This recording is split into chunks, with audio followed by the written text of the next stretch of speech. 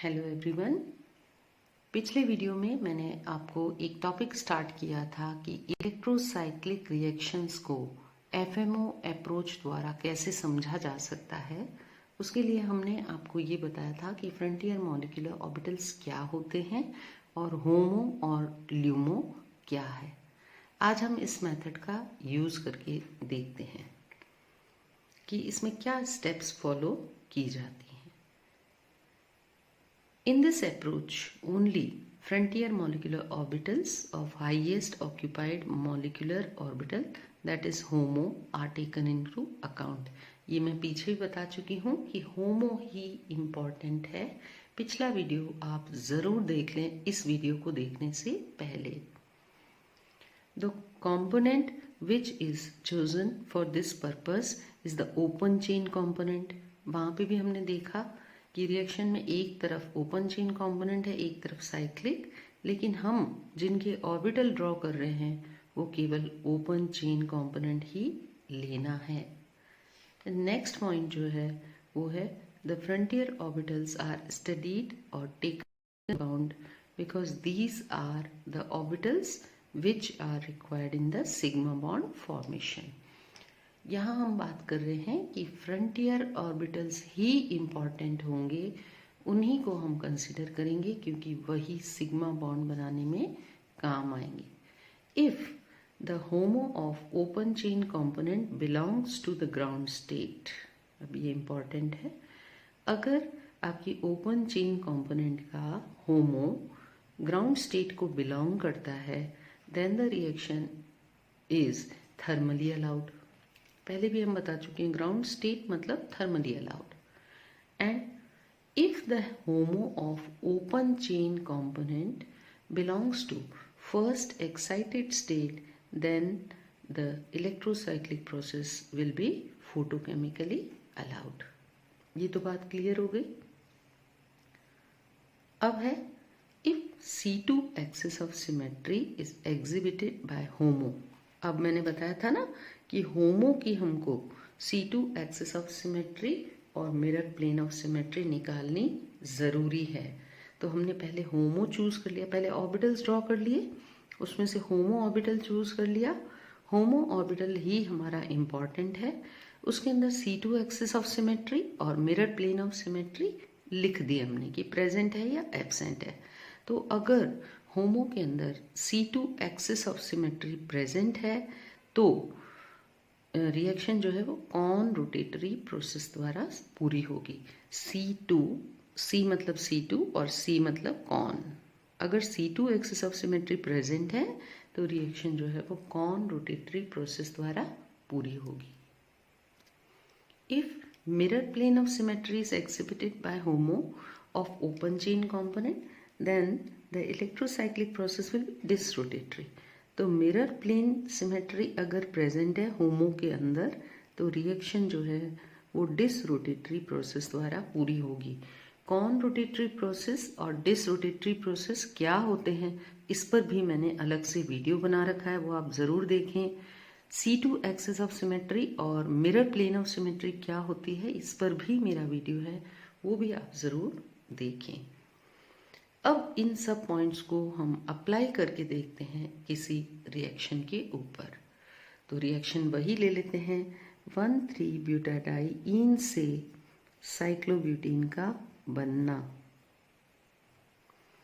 Now in this case the open chain component is 1,3-butadiene, hence the symmetry elements C2 and mirror plane of symmetry would be located into FMOs of 1,3-butadiene।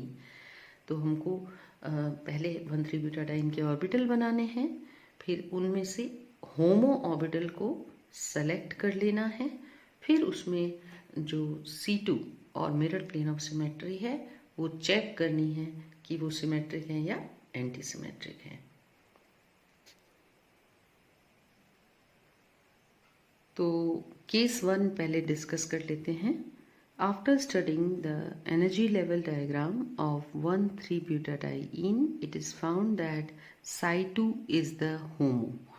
Ground state के अंदर जब 1,3-ब्यूटाडाइन की ground state को हमने देखा था पिछले video में इलेक्ट्रॉन भरने के बाद, तो जो होमो था वो था Psi2 और Psi2 का स्ट्रक्चर मैंने यहाँ ड्रॉ कर दिया है और इसकी सिमेट्रीज को मैंने यहाँ लिख दिया है। ये होमो है 1,3-butadiene का। चूँकि इसके अंदर C2 axis of symmetry present है तो मैंने बोला था C से C2 और C से कॉन। तो हम देखते हैं ये करके कि इसके अंदर कॉन रोटेशन द्वारा रिएक्शन पॉसिबल होती है या नहीं। ऐसा मान लेते हैं कि ये जो लाइन है ये पेपर के तल में है। ये वाले जो ऑर्बिटल्स हैं जो ऊपर ड्रॉ किए हैं ये पेपर के ऊपर हैं और ये जो नीचे ड्रॉ किए हैं मैंने ये पेपर के नीचे जा रहे हैं। ठीक, तो ऐसा इमेजिन कर लेते हैं क्योंकि ये एक 3 डायमेंशनल स्ट्रक्चर है। और कॉन रोटेशन क्या होता है, जिसमें दोनों ऑर्बिटल्स जो होते हैं वो सेम डायरेक्शन में मूव करते हैं। तो यदि ये वाला जो ऑर्बिटल है वो ये ऐसे मूव करता है, मान लीजिए ये क्लॉकवाइज मूव करता है और ये भी क्लॉकवाइज मूव करता है, तो क्या होगा कि इसका जो प्लस है जो अभी पेपर के ऊपर है वो चला जाएगा इधर और इसका जो माइनस है जो अभी पेपर के ऊपर है वो चला जाएगा आगे और जो प्लस था नीचे वो ऊपर आ जाएगा। तो दोनों प्लस प्लस सामने आ जाएंगे। इसको और अच्छे से मैं आपको समझाती हूँ। ये देखिए 2 पेंसिल्स हैं मेरे पास। एक पेंसिल का ये टिप मैं नीचे रखूँगी, एक का ऊपर। तो मान लीजिए ये जो टिप है वो नीचे गई, टिप को हम मान रहे हैं माइनस चार्ज, तो ये जो फ्लैट हिस्सा है ये है प्लस।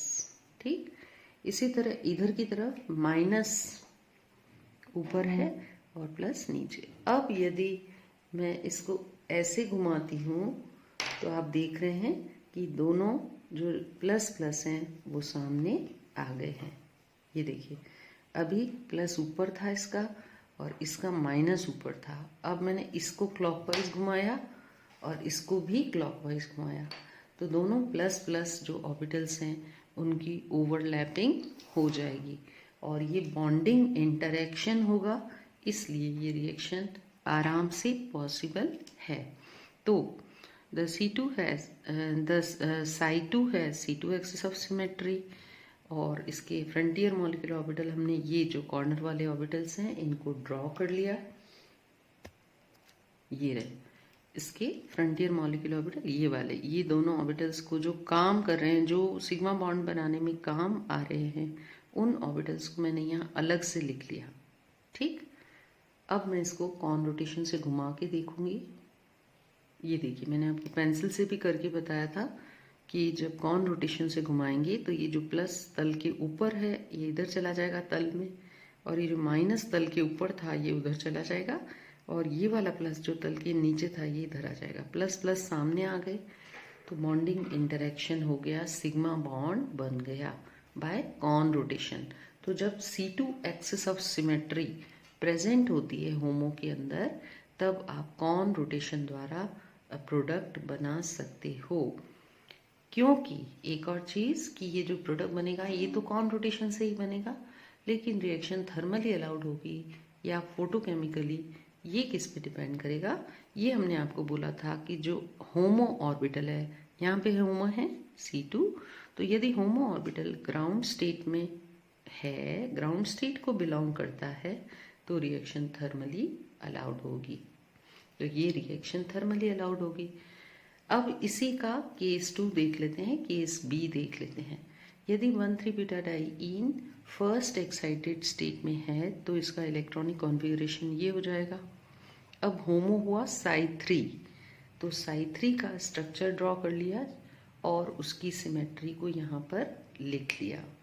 चूँकि इसमें mirror plane of symmetry present है और वैसे भी हम देख पा रहे हैं कि दोनों प्लस लोब इसके ऊपर की तरफ हैं, तो जब दोनों प्लस लोब ऊपर की तरफ हैं तो बॉन्ड बनाने के लिए क्या होगा, एक को क्लॉकवाइज और एक को एंटी क्लॉकवाइज घूमना पड़ेगा, तभी बॉन्डिंग इंटरेक्शन होगा, यानी कि यहाँ पर डिस रोटेशन होगा। तो हमने बोला था कि जब mirror plane of symmetry present होती है होमो के अंदर तो डिस रोटेशन द्वारा रिएक्शन होती है, जो कि मैं आपको दिखा देती हूँ।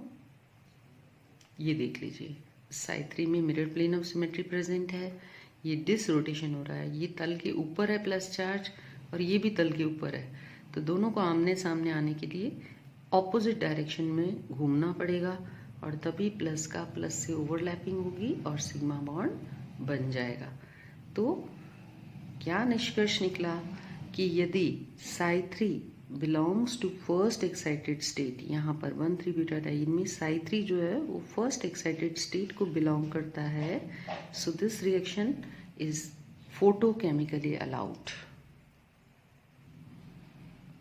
तो आई होप कि आप ये जो FMO वाला मेथड है ये अच्छी तरह से समझ पाए होंगे। So thank you very much for watching my video. Have a nice day.